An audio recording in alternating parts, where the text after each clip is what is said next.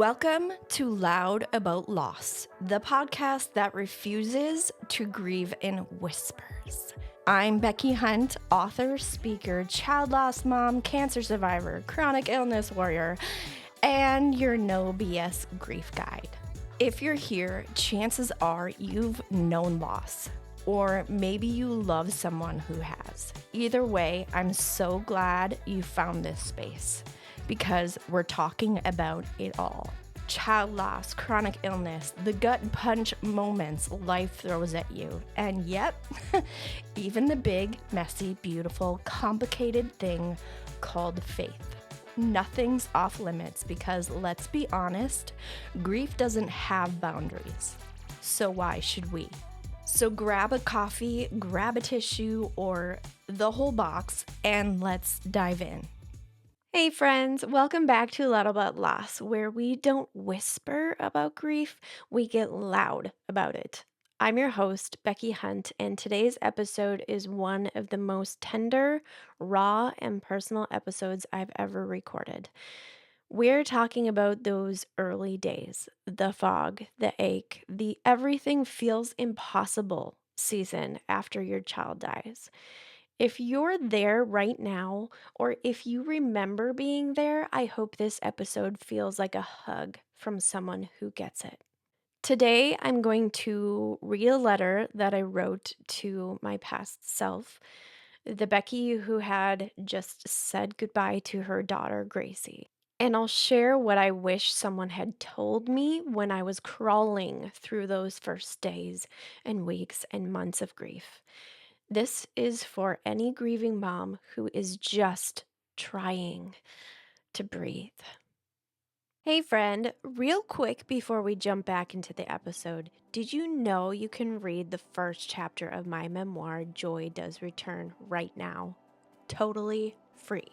Yep, it's raw, it's honest, and it's probably not what you're expecting from a book about grief. I'm talking awkward childhood stories, dark humor, and the wild, unexpected moments that shaped the girl I used to be, and the woman I had to become after losing my daughter. If you've ever wondered how the heck joy comes back after everything falls apart, this chapter is where it all begins. So if you're nosy, same. Curious? Always. Or just need a little hope today, go grab it. Links in the show notes to snag your free chapter of Joy Does Return. Trust me, you're gonna laugh, maybe cry, and you might even feel seen. All right, back to the show. I wanted to start this episode with a letter to myself. This felt a little strange to do. I have written letters to my daughter Gracie, who passed away it'll be 13 years this year in October that she's been gone, and she'll be 13 years old in August, and I just can't believe I should have a teenager right now, but I've written letters to her before on her birthday. I've posted them on a Caring Bridge site that I kept while she was alive in the hospital, and I have never myself written a letter to myself. This this is a little strange, but I was kind of playing in ChatGPT and playing around with what should I talk about next in my, next episode, and it suggested writing a letter to myself and reading it aloud. And so I'm like, "Oh, that could be helpful to anyone, newer in their grief, or, to mom that, I don't know. Let's just experiment. Let's try this out." And so I wrote a letter to myself. So this is a letter to my past self, newly, just months after Gracie passed away. This is what I would have wanted to tell myself. Um and I'm hoping that in me writing this letter to myself that it will resonate with moms that have newly lost their children, or it doesn't matter if they live days or weeks or months or years, or if it was a pregnancy loss, an early pregnancy loss, a mid-pregnancy loss, or if it was a stillbirth, or any kind of pregnancy, any kind of child loss, because they were children, whether they were only inside us or on the outside or in our arms. So I'm gonna read this and see where this takes us. So, dear Becky, I know you don't want to hear this right now, but you're doing better than you think.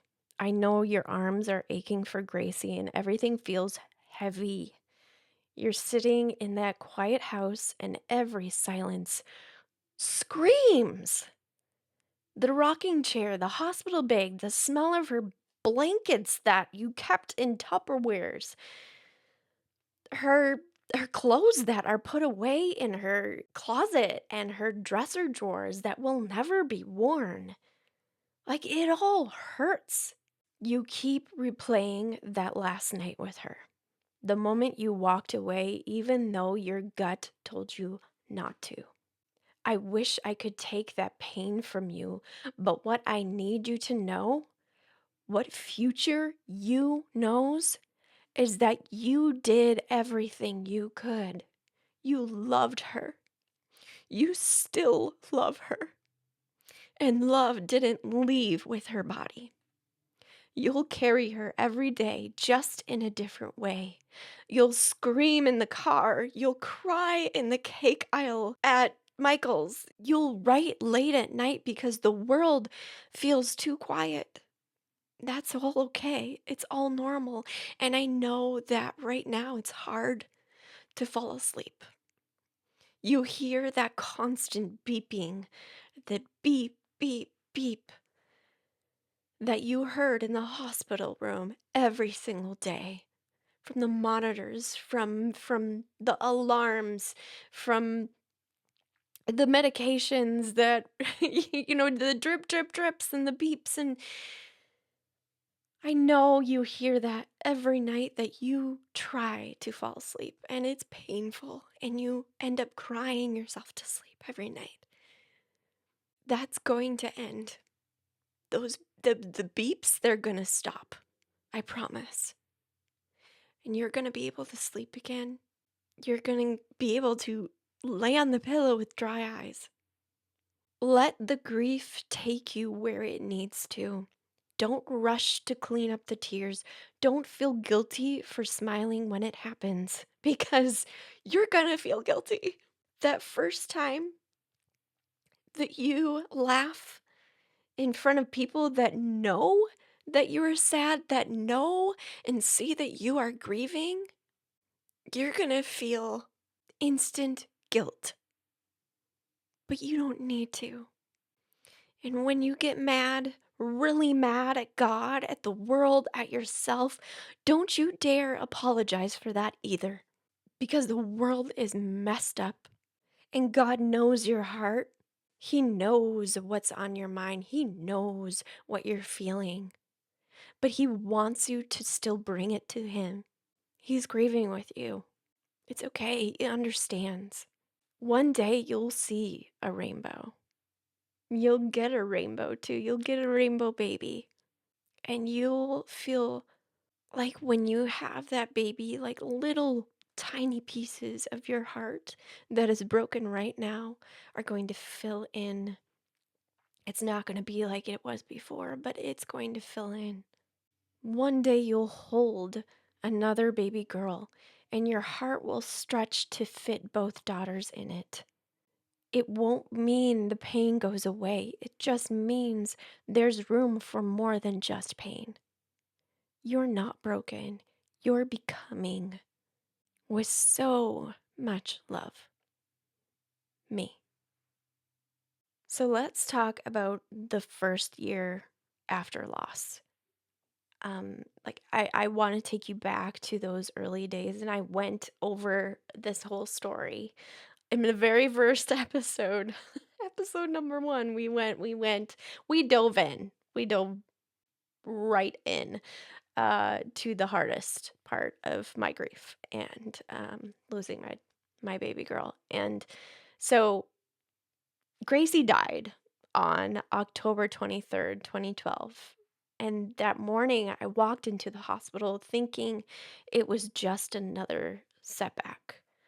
I walked out a different person that day, and I held her one last time, kissed her cold forehead, and made her a promise that I would never let the world forget her.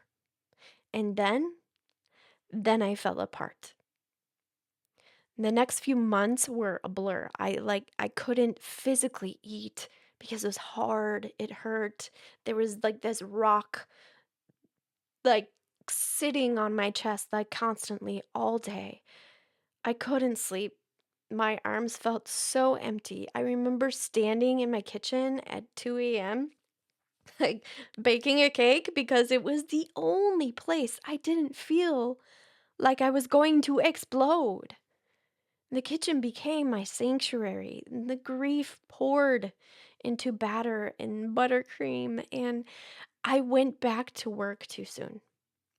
I like got this bakery job, so it was this cakery in Hudson, Wisconsin, and this uh, I shouldn't use words, but this lady hired me to be like the main wedding cake decorator.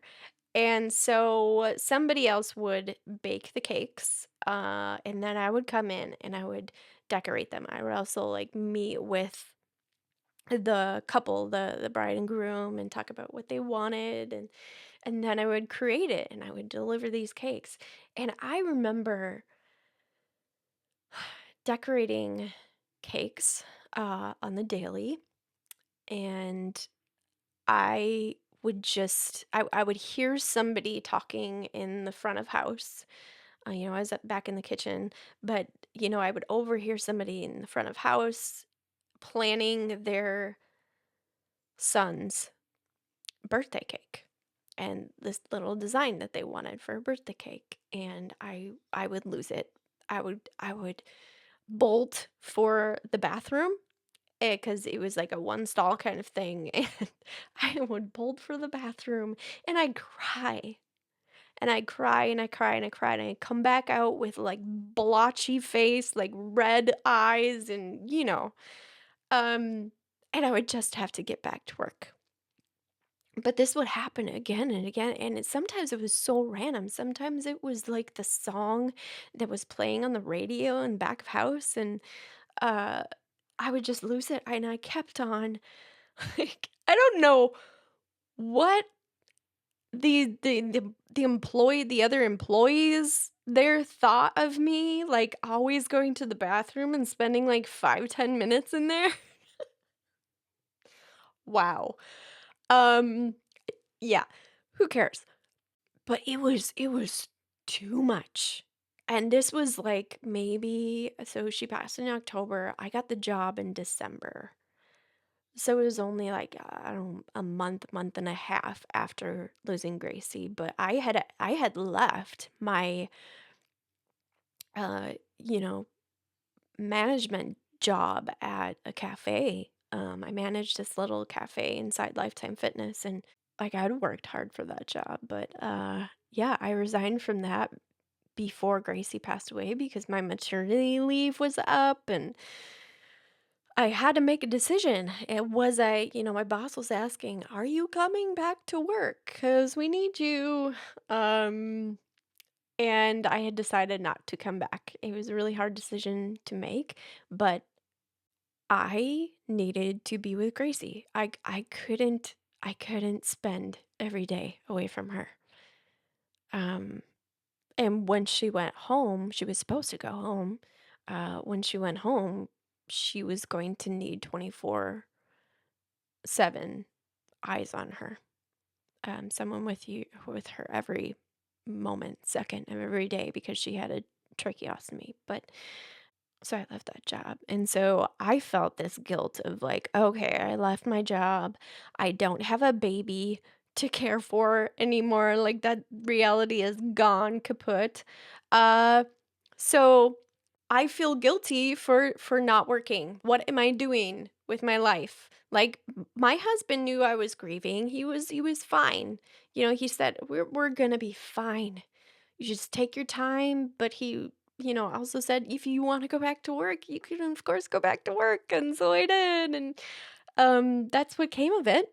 I was there for only a few months. I toughed it out. And then, one day while I was folding laundry, this was like in January of 2013. I was putting laundry away in my closet and getting ready for the day, and I just bam, I had this instant like thought, vision in my head that I was making cakes for kids with congenital heart defects and, kids just like Gracie.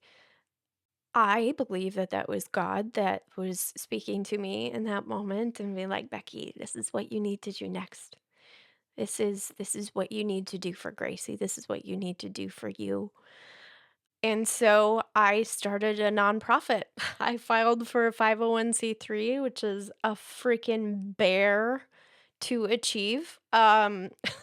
But I did in like a couple months, and I started making hundreds of cupcakes for different organizations, other nonprofits that I wanted to help out and that were near and dear to my heart. And um, we would raise money with those cupcakes, and I would give them back to the nonprofit organization that we were raising money for. And um, like cakes from Grace was born.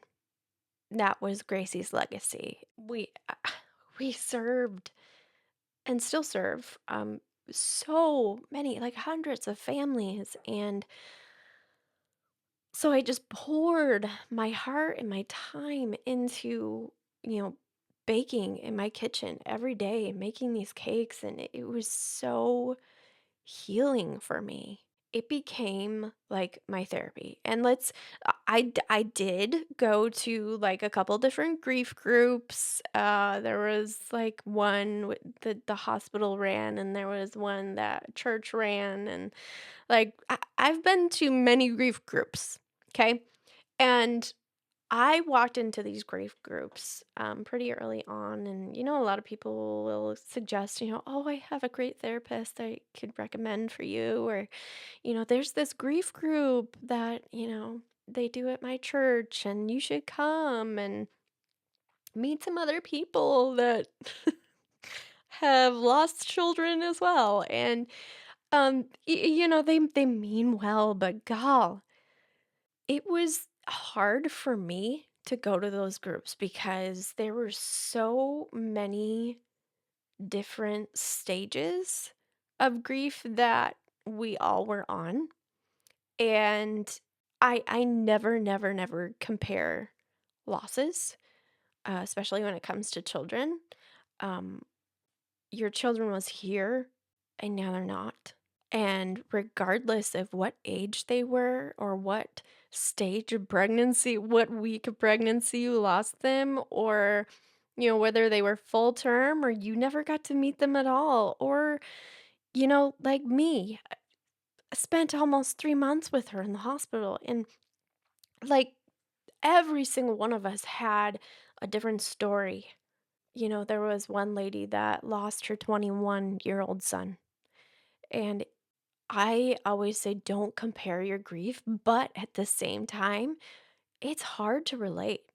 Her grief, her loss wasn't worse than mine, or vice versa, but it's just hard to relate because she's at a completely different place in her life, and their child was at a different place in their life, and it's just hard to relate, to be honest. And there were a couple of women that lost their babies to stillbirth, that lost their babies during pregnancy. I couldn't keep going to these grief groups because I couldn't find anybody that had a loss like mine, that they were infants, that yes, I knew my daughter very well, and I spent every day with her. and I got to hold her and I got to sing to her but the whole time I was in the hospital and I always have this, what would she be like? I will never know what sh type of girl she would have, what she would have been into in school or, activities she would have been interested in or her talents or whatever, just like that part is missing for me. And it was hard to find someone else that was missing the same, but knew their son or daughter. You know what I mean? It's really hard to explain, but grief groups were hard for me. And I I haven't been back in years to another one. I've actually thought about running them myself because I've been to so many and had this experience myself. And maybe there could be a way to turn it around and make it work for everyone, especially, moms like me that were feeling what I was feeling. I don't know. I don't know. It's something that's always on my mind. But anyway, back to what we're talking about here. Um so yeah, those first that first year after loss was extremely difficult. I didn't go to one-on-one therapy because I didn't think it would work for me because I've been to therapy in the past for my eating disorders and to different psychologists, and I just had the worst experience with that. Um, they weren't able to help me at all, and I just had this bad experience, this bad. I just didn't want to do therapy one on one.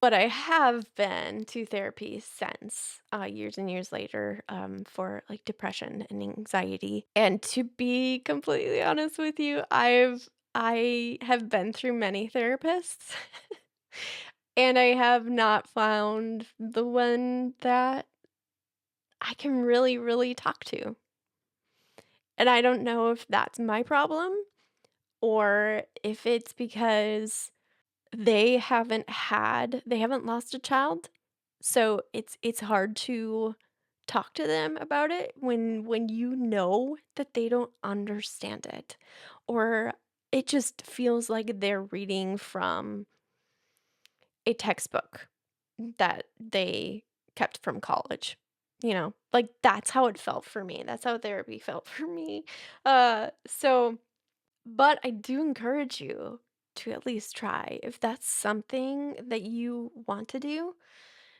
if you don't have someone in your life that you feel you can't be completely honest and open to, please go. Try the therapy. I wanted to wrap this all up with a couple things that I wish I knew to those going through loss right now, through the first year. It's the absolute hardest because this is a new normal, one you never imagined, and if you're starting this journey or know someone starting this journey, keep this list of 10 things in front of you as you go through the first year after loss. Number 1, take the time to cry. Yes. Like, for me, I couldn't hide my tears. I couldn't hold them back that first year, like, when I went back to work right away, I had to remove myself. I couldn't stop the tears, and I remember having my face, into a cake and piping all this buttercream, and I remember, like, fighting back tears again and again and again and again. It was uncomfortable, it was hard. So, like, it's okay to remove yourself from any situation that you're not comfortable in crying. Like, just leave. Just go. You don't owe anyone an explanation, okay? They're gonna think what they're gonna think. They're gonna think you're having the longest poo in the bathroom that they've ever seen anyone do. Um, but that's okay. And number 2, don't rush back to work if you can. Okay? You might think this will be a helpful distraction, but friend, you need to feel and you need that space. And that's something that I learned that I I I don't know that I regret it. I just know that it didn't work for me. But how would I have known? How would I have known if I could handle it or not? But I went back too soon. And number 3, find someone else to talk to that has also lost a child similar to your story. And a good place to find someone is like Instagram and Facebook. I am on Instagram all the time, talking about, you know, being a bereaved mother, talking about my child. And I have found so, so many moms that have lost their children as well, and very similar to what I experienced. You know, they had a NICU baby and they knew them and they held them for months. And um, so we can relate and we can have, we can exchange phone numbers and talk on the phone or text when we need somebody to text with, like, I don't know. I think there's something to social media in finding your people there. And number 4, go to a professional to talk to, like a therapist. If you don't have someone in your direct circle that you can be completely honest and open with, you need to find somebody that will be that for you. Number 5, remember that you don't owe anybody anything, ever. Number 6, people are going to say hurtful things to you without intention, okay? Just remember that they haven't lost a child. That's like 98% of the time, they have not lost a child themselves. And they don't know how that feels. And they might tell you, "Oh, I lost a spouse. I know how you feel. Oh, I lost a pet. I know how you feel." No, just no. Be easy on these people and never take them personally, okay? So I touch on a lot of hurtful things that people say to bereaved mothers. I touch a lot on this on both my YouTube channel and my Instagram, TikTok, all my social medias. And I really like to give you, I like to say, "Oh, this is something that somebody has said to me that was hurtful. Maybe they didn't have intention to hurt me, but this is what I suggest saying back to them, how to respond to it." I think that's really important to have those in your back pocket. So if you need some of those, go check out my Instagram at I'm Becky Hunt or my YouTube channel, Becky Hunt. Number 7, you have permission to celebrate your child. Okay? Yes. Even on their birthdays. Okay, especially on their birthdays, right? So every single year since Gracie's first birthday, she wasn't here with us for her first birthday, but we celebrated her. So myself and my husband and well, the first year I didn't have other kids, but my, brother and his wife and my mom and my dad, we all went up to a place that we actually scattered Gracie's ashes at. And this is in Grand Marais, Minnesota. It's right up on the north shore of Lake Superior, like almost at the tip top of Minnesota on the border of Canada.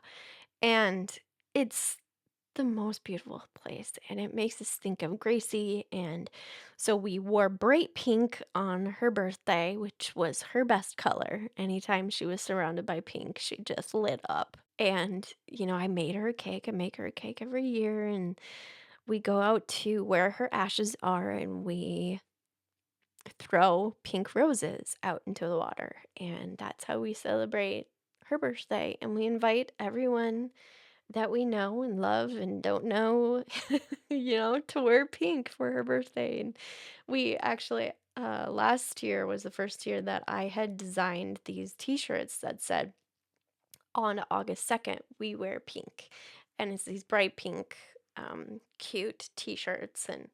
And we will wear them every year on her birthday now. And so, like, you have permission to celebrate your child whenever, however you choose, because it's your child and it's your life. And number 8, you have permission to talk about your child. Society tells us that it's not okay. But I dare you to push back. Do what you think is right as their mother. Okay? Number 9, you, my friend, get to grieve however you need and want to. There isn't a rule book here. No rules, just love. And number 10, your loss is not a lesson. Your loss is a loss. Capital LOSS. A really huge and painful loss. You will learn through your loss and you will change through your loss, but don't go looking for a reason for it. I'm not here to tell you it gets easier. I hate when people say that, but I am here to tell you there is another side, the other side of hard. I've seen it. I've held rainbow babies and beat cancer and lived through autoimmune flares, and I still miss Gracie every single day, but I'm still here. I'm still talking and still showing up for her, for me, and for you. So, to all grieving moms listening right now, you are not alone. You are not broken. You are not too much. You are a mother, and your love is still alive. If this episode gave you a little breath of peace or a hug from afar, share it with someone else in the early days of loss. Let them borrow your strength until they find their own. And remember, there's another side of hard. I promise you. Until next time, I'm Becky, and I'm loud about loss.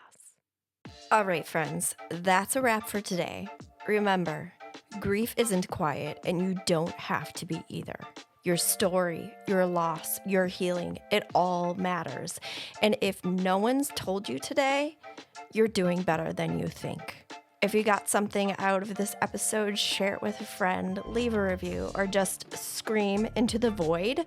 I'll probably hear you. And if you want to connect, slide into my DMs or find me at beckyhunt.net. Until next time, keep grieving, keep growing, and keep getting loud about loss.